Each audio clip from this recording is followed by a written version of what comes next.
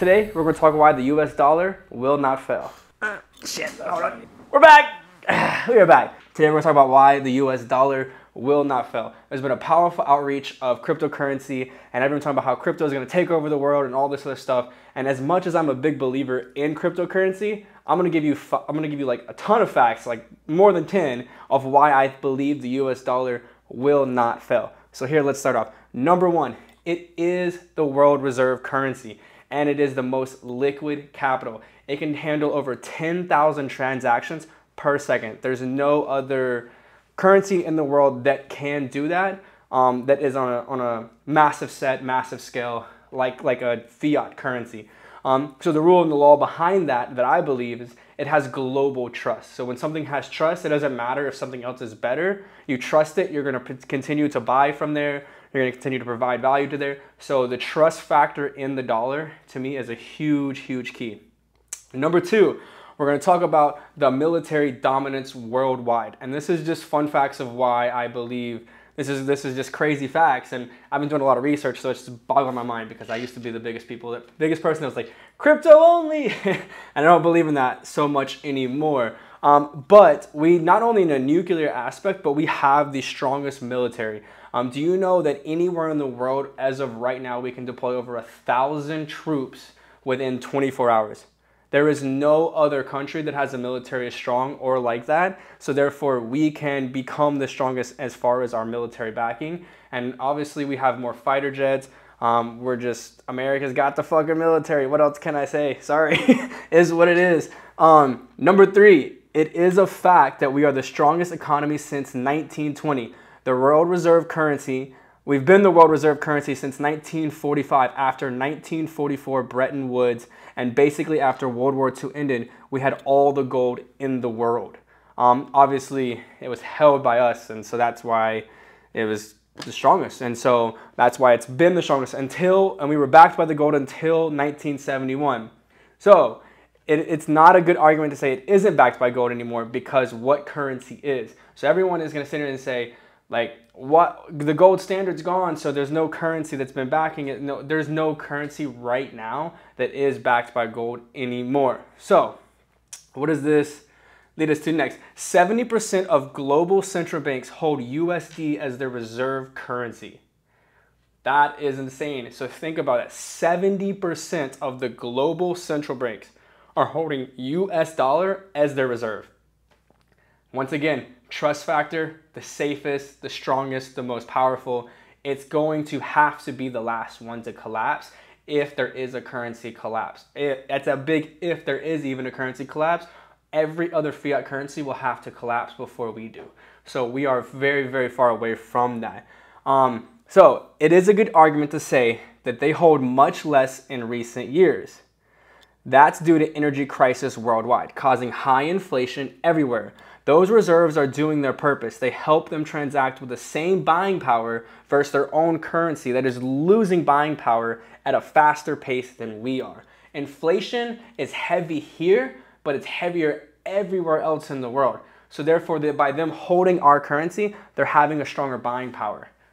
So if the banks and the government's doing it, this is what we should be doing as well.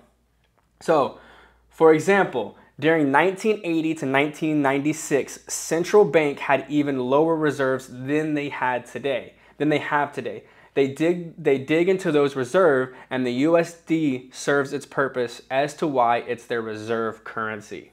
So back to it. It's trust. The US dollar has the trust factor from everywhere in the world. So now I'm going to get into a little bit of fun facts that I didn't even know until I started really diving in and really started digging into what is going on in the world. During COVID, everyone realized how much we rely on China. But the reality is, yes, we depend on them a lot for retail items, not things that we actually need to live. So America is obviously the largest consumer of the world. So everything, notebooks, computers, everything that we don't need to live was coming from them. But the key factors of what we do need to survive was not coming from them. But they're not. So food, energy, and the control of money is what dictates who runs the world.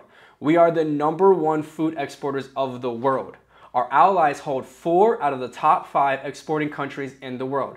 Your network is your net worth. For our allies, 4 out of the top 5. So therefore, we control all of that. We are number 5 an energy exporter. Our allies hold 3 out of the top 5 energy exporting countries. So it's a fact that we are energy and food independent from China, from other countries.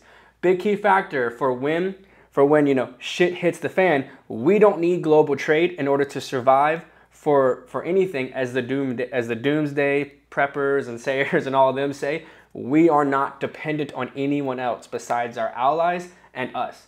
Very, very powerful. So therefore, the United States is going to remain strong in that factor. So this is why even those that seem against the US dollar are actually holding their savings in US dollar. What do I mean by that? How is the Cayman Islands in the top 10 holders of our treasuries? Even Russia, Chinese, they know the day that they don't want to bend their knee anymore to the crazy communist systems that they have put into place. So these super, super rich people are holding their money in the dollar. There is no judicial court that saves them from the corrupted system that their own country has, like the United States does. To this day, I hate to say it, but I don't hate to say it, but the truth is that the US dollar, the US government, is still the safest place to hold your money because our judicial system is going to protect its money. So it's still the safest. The fact that they're in the top 10, what does the Cayman Islands have? Think about that. The Cayman Islands, they don't export anything. They don't really have anything. The only thing they have is bank accounts that hold US dollar that can't really be touched. And they're in the top 10 holding of our treasuries. That's because all these rich people from every other country is putting all their money in the Cayman Islands on a bank account that can't be touched from anywhere, that's holding US dollars. So they know that, in fact, if their government ever comes down on them, it can't be touched by their government leaders. So their money is still safe. Crazy to really think about. And so all currencies devalue against assets over time. It's happened in every monetary system in history. And so I'm not here saying that the dollar could never fail, but the fact is that if the currency fails, if all currency fail, the USD will be the last one. So the rate at the devalue is the key factor. Look at Argentina. And if you don't know about Argentina, drop a comment below and make sure you subscribe, because I will do another video on exactly what happened to Argentina, how it happened, why it happened, and when it happened. Drop that comment below if you want to know more about that. But if not, for the time being, look up what happened to Argentina and your mind will be blown. So it's crazy. So what I've learned to do now is, instead of building a defense for the US dollar, try building a defense for another currency. Try just finding a good defense for another currency. You'll find yourself looking at how hard it is to do so, because all central banks are printing money and all currencies devalue against assets, but the rate at which they are devaluing is the key factor. We're devaluing the slowest. Everyone else is devaluing their currency faster than we are, and yet we're still remaining strong. So it's not a matter of if it will ever crash, but it's more of a matter of we're going to be the last ones. And I think that we're going to have a lot more problems to worry about than money or currencies if every currency crashes. Especially being in the United States and holding the US dollar, we are going to be the safest. Now, with that being said, I'm not saying don't go make investments. I'm not saying only hold US dollars. Obviously, I still buy gold. I still buy silver. I still buy Bitcoin.